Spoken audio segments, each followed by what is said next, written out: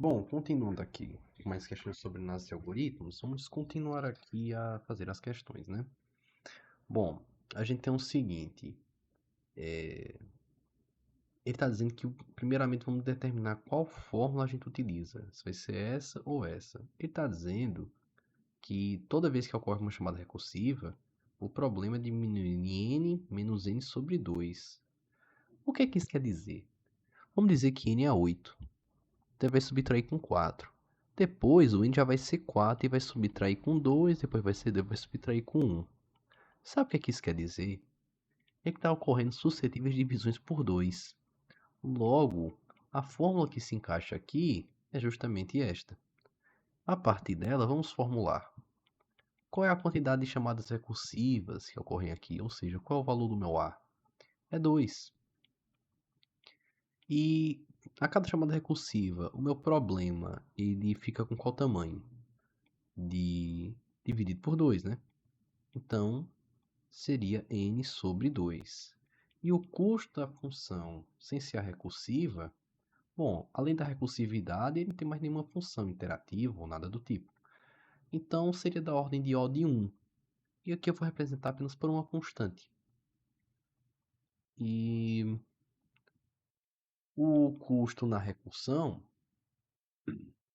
ele seria de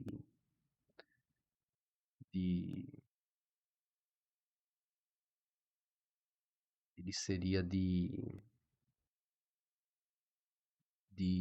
meu Deus, perdão, gente, tá viajando. Como é que determino a base da recursão? Ele está dizendo que enquanto n for menor ou igual, enquanto n não for menor ou igual a 1, ele vai fazer isso aqui. Ou seja, se o n for igual a 1, ele vai chegar na base recursiva. Logo, aqui seria 1. Ah, e para ser 0? Bom, aí teria que tirar o sinal de igualdade, porque isso aqui não seria verdade. Mas isso é, por isso que o c é igual a 1. E quando ele chega na base recursiva, ele faz uma coisa, né? Ele retorna o valor 1. Então, o d é igual a 1. D é igual a 1 porque está retornando 1. E se eu retornasse 100? Se fosse apenas o valor 100, não. Agora, se você retornasse 100 variáveis, aí de fato o custo seria de 100. Ok? Dito isto, vamos começar a formular a nossa fórmula aqui. Bom, eu teria aqui que o t de n é igual a 2 t de n sobre 2 mais 1. Ou seja, para calcular o tempo no espaço n, eu preciso calcular no espaço após a chamada recursiva, né, no espaço n sobre 2 mais a função interativa. Então, para chegar na parte recursiva, eu faria no espaço de n sobre 2, certo? De 2t. Agora aqui, já reduzindo o problema, ficaria de 2 elevado ao quadrado mais 1. Só que veja que tudo isso aqui está em função de quê? Da chamada recursiva. Então, ou seja, isso aqui na verdade não pode ser só t de n sobre 2, tem que ser de 2t de n sobre 2. Ou seja, tudo isso aqui eu vou multiplicar por quem? Por 2. Logo ficaria 2t de n sobre 2 com 2 ao quadrado n sobre 2 com mais 2 vezes 1 sobre 2, porque para cada subproblema gerado haveria um custo em função de n de 2 vezes 1. Só que, e por que eu não divido por 2 também aqui? Bom, é porque a função de n não está em função de n, está em função de uma constante. É por isso que ele não é dividido por 2, mas ele é multiplicado, pois tudo isso está em função da recursividade. Então, elaborando para os próximos termos, eu teria que, por exemplo, para descobrir o custo desse, o termo de execução desse, eu teria que analisar o custo dos outros. Então, ficaria de 2 elevado ao cubo t de n sobre 2 elevado ao cubo com mais 2 elevado ao quadrado vezes 1. E aí, formulando isso, eu chegaria até o quê? Até o penúltimo termo, pois o penúltimo termo teria o custo da base da recursão mais o custo da função não recursiva. Então, chegaria aonde? Em 2 elevado a k menos 1 de t, onde chegaria em n, o espaço, o tamanho do problema nessa recursividade seria de 2 elevado a k menos 1. E aqui, ao executar todas as recursividades, ou seja, as k vezes, eu teria que meu tamanho do problema seria de n dividido por 2 elevado a k, e esse n dividido por 2 elevado a k representa justamente a base da recursividade. E chegando aqui, eu teria o quê? De 2 mais o custo das partes não interativas para cada subproblema gerado. Fazendo isso, eu conseguiria determinar que n sobre 2 elevado a k é igual ao custo é igual à base da recursão. E a base da recursão a gente determinou que era 1.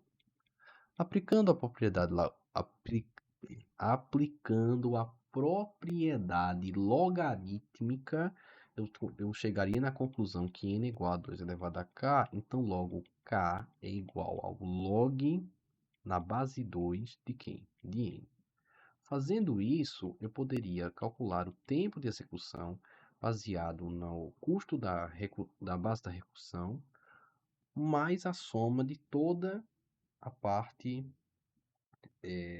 não recursiva do algoritmo. Então, veja, eu teria aqui o seguinte, o, o A vezes, veja, a fórmula é T de N igual a vezes T. Só que no caso A seria quem? O 2 elevado a K, porque eu estou considerando a base recursiva, multiplicada pela quantidade de operações que ocorrem na base recursiva. Ou seja, qual é o custo dela? É de 1, porque quando ele chega lá, ele retorna. Fazendo isso, eu teria o seguinte, eu somaria agora com quem? Com toda a parte não com toda a parte não recursiva do nosso algoritmo. Ou seja, vocês estão vendo aqui esse 1, 2 vezes 1, 2 ao quadrado vezes 1, até chegar ao 2 elevado a k menos 1. Pronto. Eu somaria tudo isso. Então ficaria 1 com mais 2 vezes 1 com mais 2 ao quadrado vezes 1 com mais 2 ao cubo vezes 1. Isso sucessivamente até chegar em quanto? Em 2 elevado a k menos 1 vezes 1.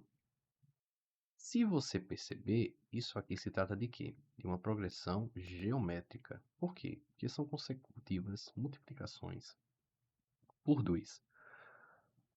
E aí você vai me perguntar, ok, uma progressão geométrica, onde o primeiro termo eu consigo ver claramente que é 1, a razão é multiplicando por 2, beleza. E a quantidade de termos é quanto? Bom, se você perceber, esse aqui seria o mesmo que dizer que é 1 vezes 2 elevado a zero. Então ele vai de 2 elevado a zero, é o primeiro termo. O segundo termo é 2 elevado a 1. Ou seja, vai de zero até o termo k menos 1. Logo, isso aqui tem o quê? K termos.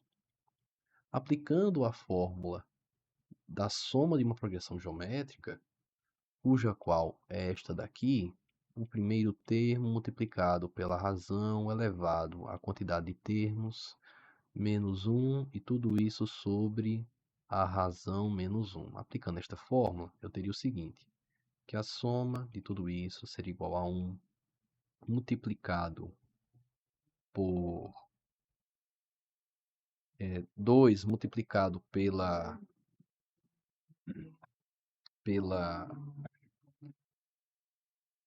2 elevado, a razão elevada a k, e E aqui eu teria, por exemplo,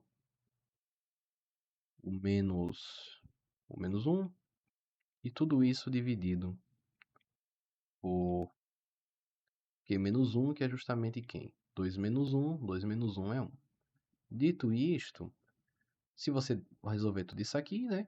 Bom, bastaria fazer isso, né? Deixaria 2 elevado a k menos um. Só que lembre-se que nessa recursividade aqui, também já tem um 2 elevado a k vezes um. Então, respondendo isso daqui, deu bem parecido, na verdade, com uma questão que eu fiz agora, inclusive. Acho que é a mesma coisa, na verdade. Mas tudo bem. Ah, não, não, não. Não é igual, não. Tem diferença. Perdão. Tem diferença. Veja. Ficou isto daqui, certo? E agora vai fazer a seguinte pergunta. No- Veja. Agora temos que fazer as substituições. Se k é igual a log na base 2 de n, logo eu posso substituir tudo isso aqui por quê? Por log de n na base 2 mais 2 elevado a log na base 2 de n menos 1. Lembra da propriedade logarítmica que c elevado a log de a é o mesmo que a elevado a log de c? Vamos aplicar ela aqui. Logo, afinal queremos deixar o n em evidência. Então, fazendo isto, ficaríamos com o quê? N elevado a log na base 2 de 2 mais n elevado a log de 2 na base 2 menos 1. Se você reparar, log de 2 na base 2 é o mesmo que o quê? 1. Então, seria n mais n menos 1. Dito isto, o custo desse algoritmo seria este daqui. Em termos de notação O, seria O de n. Porque tendendo ao infinito, qual é o termo mais dominante aqui? É o n. Então, esta seria a nossa resposta.